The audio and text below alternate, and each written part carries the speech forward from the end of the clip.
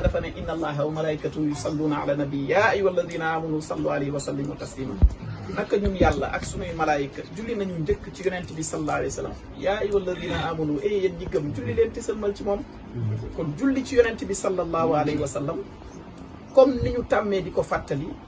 yàlla digle na koor digle na julli digle na aji màkk digle na asaka digle na comment dire baatu shahada bi waaye defu ci lenn daal la def njëkk ak ay malaayikaam laata mu koo digle muy julli ci yonent bi sallallahu alayhi wa sallam beneen bi yonent bi sallallahu alayhi wa sallam wax na mu ne képp ku julli ci man benn yoon yàlla julli ci yow fukki yoon képp ku julli ci man fukki yoon yàlla julli ci yow téeméeri yoon képp ku julli ci man téeméeri yoon yàlla julli ci yow junni yoon képp ku julli ci ñun junni yoon sa mbagg ak sama mbagg ñooy leraxloo duggandoo biir àjjat kon yonent bi digle na pour ñu julli ci moom Seydina Cheikh wax ne dañ leen julli ci yonent bi sallallahu alayhi wa sallam ci lan ci bunt ak salaatul faatihi li maa ughliqa te nee na sama maam yonent bi sallallahu alayhi wa sallam feeñu na ma jaxran wa yakzatan ne nit mësta julli ci man lu ëpp doole salaatul faatihi li maa ughliqa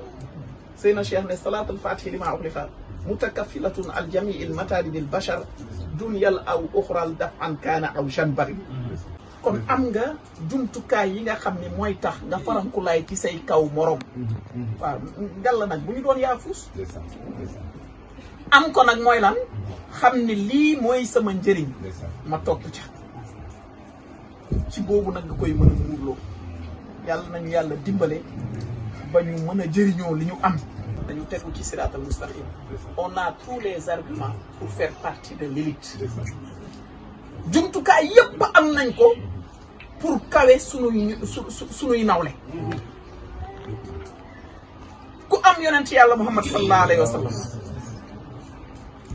xamoo ko rek ci ibnu abdullah waaye xam nga ko ci rasulullah xam ko ci sirullah xam ko ci nuurullah am nga lu rëy ku xam Mawlana Cheikh Ahmad Tijani radiyallahu taala anhu xamoo ko rek ci doomu Alala Aïcha xamoo ko rek ci doomu Muhammad waaye xam nga ko ci maana xaqiqatan nga ko ni moom wilaayaam gi mi ngeeg moom fekk boobu aadama mi ngi ci diggante ban ak ndox xam nga ni naka jekk moo fi nekk di servir gaa ji ku mos moo la mos a mosal nga xam ko ci boobu anam nga am ko am kan ki nga xam ni moo kaste ñaari maqaama yi muy Mawlana Cheikh Ibrahim waaye yow lan ngay soxlaati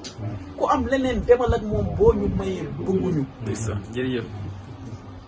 kon am nga jumtukaay yi nga xam ni mooy tax nga farankulaay ci say kaw morom waaw ngalla nag bu ñu doon yaafus am ko nag mooy lan xam ne lii mooy sama njëriñ ma topp ca ci boobu nag nga koy mën a muurloo yàlla nañu yàlla dimbale ba ñu mën a jëriñoo li ñu am